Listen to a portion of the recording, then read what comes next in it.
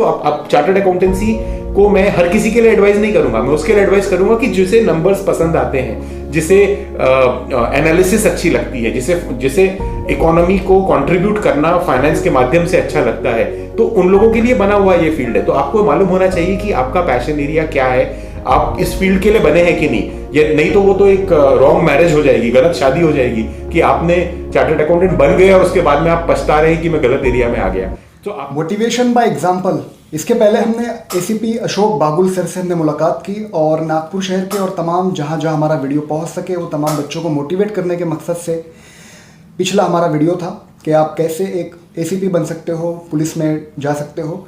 आज हमारे साथ है चार्टर्ड अकाउंटेंट नागपुर शहर के जाने माने Tejinder Singh Rawal sir.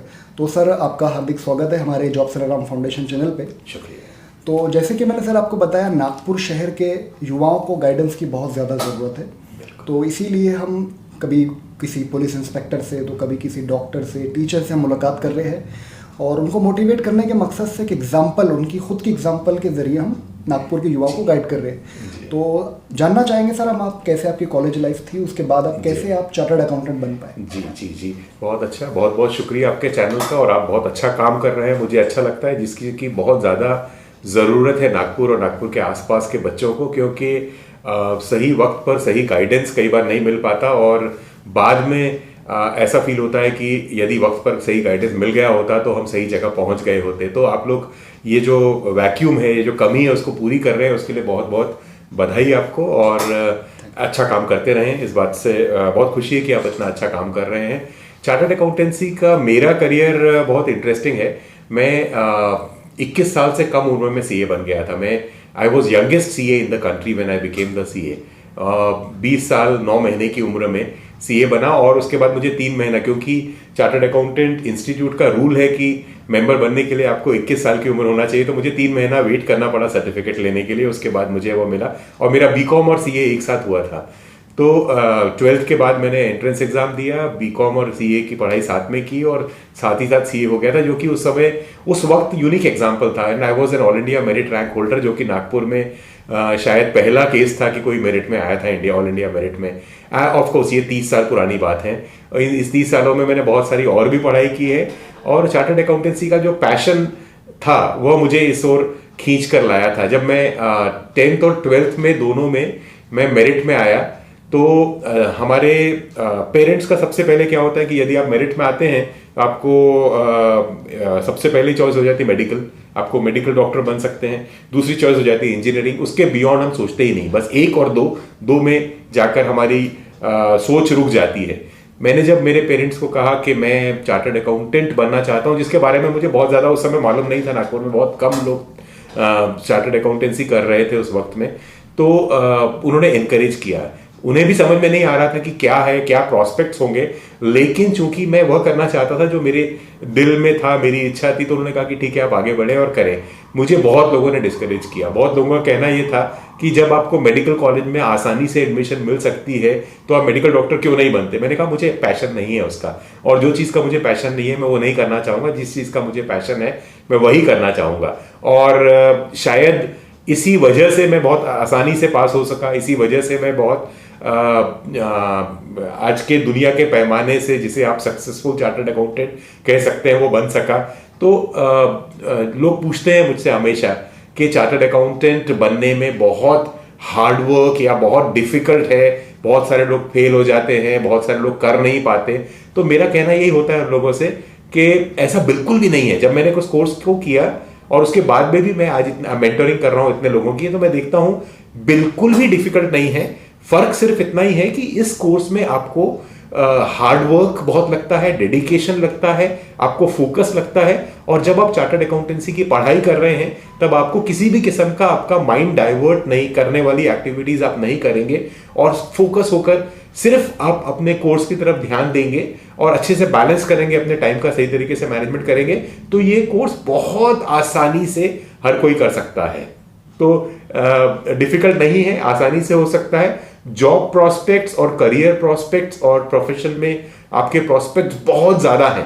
Finance sector में हमेशा से डिमांड सप्लाई गैप रही है, और चार्टर्ड अकाउंटेंसी का जो कोर्स है ना, इस कोर्स की खासियत यह है कि आपको 3 साल की आर्टिकलशिप करनी होती है। Articleship is a kind of apprenticeship या ट्रेनिंग। तो उस 3 साल की ट्रेनिंग के दौरान आपको जैसे सोने को निखार कर उसका कुंदन बना दिया जाता है, जैसे तो उस अग्नि परीक्षा से आपको गुजरना होता है। 3 साल आपको मेहनत करनी होती है किसी चार्टर्ड अकाउंटेंट के अंदर, जैसे गुरु शिष्य परंपरा में होता है उस तरीके से आप काम कर रहे हैं। साथ ही साथ आप पढ़ाई कर रहे हैं, साथ ही साथ आप कोचिंग क्लासेस भी कर रहे हैं, साथ ही साथ आप अपनी फैमिली की बाकी रिस्पॉन्सिबिलिटीज को भी निभा रहे हैं। तो ये वो 3 साल जो होते हैं आपकी कठिन परिश्रम और बहुत मेहनत की घड़ी होती है। लेकिन जब उसमें से आप निखर कर बाहर आते हैं तो आप जिंदगी के किसी भी मापदंड या पैमाने पर खरा ही उतरेंगे उसके बाद में। तो एक यूनिक कोर्स है और किसी कोर्स में इतनी ज्यादा आपको गुरु शिष्य परंपरा की तरह अप्रेंटिसशिप नहीं कराई जाती जितनी इस कोर्स में कराई जाती है। इसलिए एक न्यूली क्वालिफाइड चार्टर्ड अकाउंटेंट या even semi qualified chartered accountant आप आधा एग्जाम भी पास कर लेते हैं तो भी आपकी जॉब मार्केट में काफी वैल्यू बढ़ जाती है। न्यूली क्वालिफाइड चार्टर्ड अकाउंटेंट को भी तजुर्बेदार प्रोफेशनल गिना जाता है मार्केट में, क्योंकि उसकी 3 साल की आर्टिकलशिप बहुत अच्छा तजुर्बा उसे दे चुकी होती है। चार्टर्ड अकाउंटेंट बनने के लिए 12th में कितने मतलब परसेंटेज होना चाहिए? देखिए 12th की परसेंटेज की बहुत ज़्यादा कीमत नहीं है, शायद 50% मार्क्स बेसिक रिक्वायरमेंट होते हैं। आपको एंट्रेंस एग्जाम देना होता है। आपको जो 3 लेवल हैं, CPT कहते हैं पहले लेवल को, तो आपको वो एंट्रेंस एग्जाम पास करना होता है। उस एग्जाम जो institute of chartered accountants of India conduct करता है। Institute of chartered accountants of India जो है वह एक सेंट्रल बॉडी है, ऑल इंडिया बॉडी है, formed under the act of parliament के डायरेक्टली अंडर है। और वो बॉडी कंडक्ट करती है एग्जाम पूरे हिंदुस्तान में, जगह जगह, विदेशों में भी कंडक्ट किया जाता है। सीए कोर्स की पॉपुलैरिटी विदेशों में भी काफी है। तो ये इसका एंट्रेंस एग्जाम आपको पास करना होता है। 12th के बाद आप कर सकते हैं। आप ग्रेजुएशन के बाद यदि सीए करना चाहते हैं तो आपको ये फर्स्ट लेवल का एग्जाम या एंट्रेंस एग्जाम नहीं देना होता है। और वो उस एग्जाम को क्रैक करने के बाद में आपको फिर सेकेंड लेवल पे जाना होता है। तो इस तरीके से आप समझ लीजिए कि 3, 4 या 5 साल की एवरेज लोग 4 साल में कंप्लीट करते हैं। तो कम से कम 4 साल की कठिन मेहनत, परिश्रम और जिसे मैं कहूँगा साधना आपको करनी होती है, तब जाकर आप चार्टर्ड अकाउंटेंट बनते हैं। कंपनी में सर चार्टर्ड अकाउंटेंट का रोल क्या होता है? जी, finance is the life blood of any organisation. किसी भी ऑर्गेनाइजेशन की यदि बैकबोन है तो वो फाइनेंस है, और फाइनेंस को हैंडल करने का काम सिर्फ चार्टर्ड अकाउंटेंट जिस बखूबी से कर सकता है, कोई दूसरा प्रोफेशनल उस अच्छी से नहीं कर सकता। तो चार्टर्ड अकाउंटेंट का काम होता है फाइनेंस फंक्शन को हैंडल करना, कंपनी की money management, wealth management, financial management, working capital management, और कहीं पर भी फाइनेंस, जहां फाइनेंस का रोल आ जाएगा, चार्टर्ड अकाउंटेंट के बगैर वो काम होता ही नहीं है। और चार्टर्ड अकाउंटेंट होगा तो आपका फाइनेंस फंक्शन सुचारू रूप से चलता रहेगा। लाइफ ब्लड जैसे मैंने कहा, तो जैसे आपके रगों में खून दौड़ रहा है उस तरीके से फाइनेंस दौड़ रहा है आपके बिजनेस और आपकी इंडस्ट्री में। उसको सुचारू रूप से चलाने के लिए एक चार्टर्ड अकाउंटेंट की जरूरत होती है। चार्टर्ड अकाउंटेंट आपको हर मोड़ पर मार्गदर्शन करता रहेगा कि किस तरीके से आपके कंपनी में पैसे का या जो आपका कैपिटल है, जो फंड्स है, उसको कैसे डिप्लॉय करना है, किस तरीके से उसमें रिटर्न ऑन इन्वेस्टमेंट ज्यादा से ज्यादा आनी चाहिए, और आपके फाइनेंस फंक्शन की वजह से किसी भी किस्म की बॉटलनेक ना क्रिएट हो जाए, उसका ध्यान चार्टर्ड अकाउंटेंट रखता है। तो चार्टर्ड अकाउंटेंट बहुत बड़ा मैनेजरियल फंक्शन परफॉर्म करता है, जो कि यूनिक है, क्योंकि फाइनेंस फंक्शन हैंडल करना किसी और प्रोफेशनल के लिए उतना आसान नहीं होता। चार्टर्ड अकाउंटेंट जो आपने रोल बताया उसका सर हम जानना चाहेंगे, इसके साथ साथ जो देश में दिन प्रतिदिन अनएम्प्लॉयमेंट जो बढ़ रहा है हमारे देश में, तो क्या एक चार्टर्ड अकाउंटेंट की जो फील्ड है उस पर भी मतलब कुछ इम्पैक्ट पड़ रहा है? जैसा मैंने आपको पहले कहा कि फाइनेंस फंक्शन एक ऐसा फंक्शन है, एक ऐसा यूनिक फंक्शन है जहां पर हमेशा से डिमांड सप्लाई गैप रही है। जितनी जॉब रिक्वायरमेंट्स होती है उससे कम प्रोफेशनल्स अवेलेबल हैं, क्योंकि चार्टर्ड अकाउंटेंसी का जो इंस्टीट्यूट है, institute chartered accountants of India, वह बहुत बारीकी से आपकी पूरे कैलिबर को और आपके पूरे कॉम्पिटेंस को परखने के बाद ही आपको अपने इंस्टीट्यूट का मेंबर बनाता है। इसलिए यहां पर मास प्रोडक्शन नहीं हो रहा है जिस तरीके से बाकी फील्ड में होता है। बहुत सारे फील्ड में मास प्रोडक्शन हो रहा है, इसमें मास प्रोडक्शन नहीं हो रहा है। आपको बहुत सारी परीक्षाओं से गुजरना पड़ता है, उसके बाद में आप एक सफल चार्टर्ड अकाउंटेंट बनते हैं। तो इस वजह से इसमें हमेशा से डिमांड सप्लाई गैप रहा है। चाहे कितना भी जॉब मार्केट में परेशानी क्यों ना हो, चार्टर्ड अकाउंटेंट के फील्ड में हमेशा से रिक्वायरमेंट्स कंपनियों की बनी ही रहती है। तो तो और हमारी जो इकोनॉमी है, एक्सपैंडिंग इकोनॉमी है, आगे ग्रोथ रहने वाली है, और फाइनेंस फंक्शन का इंपॉर्टेंस अनडिनाएबल है, कम हो ही नहीं सकता। इसलिए अगले 10, 20, 25, 30 सालों में मुझे लगता नहीं कि चार्टर्ड अकाउंटेंट या फाइनेंस फंक्शन में कहीं पर भी जॉब की ऐसी सिचुएशन आ जाएगी कि आपके पास एक्सेस एम्प्लॉयज क्रिएट हो गए हैं और उतना जॉब नहीं है। उसके अलावा चार्टर्ड अकाउंटेंट बहुत सारे और भी काम करता है, सिर्फ जॉब मार्केट में नहीं। चार्टर्ड, जैसे मैं प्रैक्टिसिंग चार्टर्ड अकाउंटेंट हूं, तो मैं अपने क्लाइंट्स को एडवाइस करता हूं इनकम टैक्स के बारे में, जीएसटी के बारे में, ऑडिट्स में करता हूं अपने कंपनीज के अकाउंट्स का। इसके अलावा बहुत सारे चार्टर्ड अकाउंटेंट्स हैं जो इन्वेस्टमेंट्स में इन्वॉल्व हैं, जो आपकी वेल्थ मैनेजमेंट का काम करते हैं, स्टॉक मार्केट के बारे में आपको एडवाइस देते हैं। बहुत सारे चार्टर्ड अकाउंटेंट्स हैं जो मर्जर्स एंड एक्विजिशंस का काम करते हैं, कंपनियों को आपस में एक दूसरे से जो मर्ज करना, एक्विजिशन होता है, एक कंपनी दूसरी कंपनी को खरीद रही है, और उसके अलावा कंपनी लॉ की रिक्वायरमेंट्स होती है कंपनी की, उसको हैंडल करने वाले चार्टर्ड अकाउंटेंट्स हैं। एक्सपोर्ट के बारे में इंफॉर्मेशन रखते हैं। तो बिजनेस के किसी भी पहलू पर जाइए, चार्टर्ड अकाउंटेंट्स की कोई ना कोई दखल उस पहलू में होगी। आजकल चार्टर्ड अकाउंटेंट्स फिनटेक में इन्वॉल्व हैं। फिनटेक का अर्थ होता है जो हम आजकल टेक्नोलॉजी का इस्तेमाल जो फाइनेंस में किया जा रहा है। अब इसके फ्यूचर में आप देखेंगे तो बिटकॉइंस और क्रिप्टो करेंसी का एरिया है जहां पर चार्टर्ड अकाउंटेंट्स इन्वॉल्व हैं। ईआरपी का एरिया है, सैप का एरिया है। आप किसी भी फाइनेंस और टेक्नोलॉजी का जहां पर भी संगम होगा, उस फंक्शन में चार्टर्ड अकाउंटेंट के बगैर काम नहीं हो सकता। इसलिए चार्टर्ड अकाउंटेंट की हमेशा से कमी रही है, आगे भी रहेगी, और ये फील्ड सैचुरेशन होने का चांस नहीं के बराबर है। इसलिए मैं आज के नवयुवकों को जो अच्छा करियर चाह रहे हैं, जो हटके करियर चाह रहे हैं, जो फुलफिलिंग करियर चाह रहे हैं, यदि आपको नंबर्स अच्छे लगते हैं, आपको नंबर्स फैसिनेटिंग लगते हैं, आपको manipulating the number, handling the numbers या उनको एनालिसिस करना आपको अच्छा लगता है, तो इससे अच्छा कोई पैशन एरिया आपके लिए नहीं हो सकता। काफ़ी ऐसे युवा हैं जो ये वीडियो को देख रहे होंगे, और ख़ासकर नागपुर के ऐसे युवा मेरी नज़र में है जो बिना किसी गोल सेटिंग के कभी बीकॉम ले रहे हैं, कभी बीएससी कर रहे हैं, ग्रेजुएशन होने के बाद सोचते हैं अब और आगे क्या करूं, बिना गोल सेटिंग के। तो गोल सेटिंग की हम चाहेंगे आप इंपॉर्टेंस बताएं बच्चों। देखिए, होता ये है कि अक्सर हम लोग पीयर प्रेशर में इन्वॉल्व हो जाते हैं, यानी कि चूंकि मेरा पड़ोसी या मेरा दोस्त या मेरा क्लासमेट या मेरा बेस्ट फ्रेंड ये कोर्स कर रहा है, इसलिए मुझे ये कोर्स कर लेना चाहिए। मुझे लगता है ये बहुत बड़ी गलती होती है। आपको और दूसरी एक परेशानी और है कि कॉमर्स बैकग्राउंड से आने वाले लोग, मैं खुद कॉमर्स बैकग्राउंड से हूं, मैं जानता हूं कि कॉमर्स के बैकग्राउंड लोगों का सोचना क्या होता है। वो सोचते हैं कि बीकॉम तक तो ऐश कर लो, आराम कर लो, क्या फर्क पड़ता है, 12th तो ऐसे ही पास हो जाता है, कॉलेज जाने की जरूरत नहीं होती है, जाए भी तो कोई खास पढ़ाई होती नहीं है, और आप आसानी से पास हो जाते हैं, छोटे छोटे नोट्स मिल जाते हैं बाजार में, उसको पढ़कर पास हो जाते हैं। उसके बाद में जब आप बीकॉम कर लेते हैं, उसके बाद आपको जो रोड ब्लॉक आ जाता है कि अब आगे क्या करना है समझ में नहीं आ रहा, तो ये बहुत बड़ी गलती होती है, जैसा आपने कहा। तो इस गलती का निवारण यह है कि आपको शुरू से 11th और 12th स्टैंडर्ड में आपको मालूम होना चाहिए कि आप क्या करना चाहते हैं, क्या बनना चाहते हैं।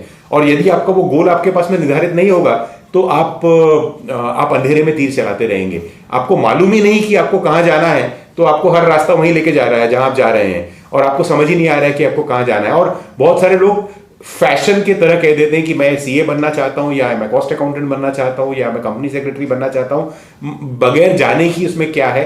तो आपके गोल और आपके विश में बहुत फर्क है। विश या ड्रीम है कि मुझे बनना है, लेकिन वो गोल में कन्वर्ट ही नहीं करते आप उसको, तो आपका होता नहीं। इसलिए आपको सबसे पहले उस फील्ड की जानकारी होनी चाहिए। That is number 1 thing. Number 2, आपको मालूम होना चाहिए कि वो फील्ड आपके लिए बना हुआ है और आप उस फील्ड के लिए बने हुए हैं।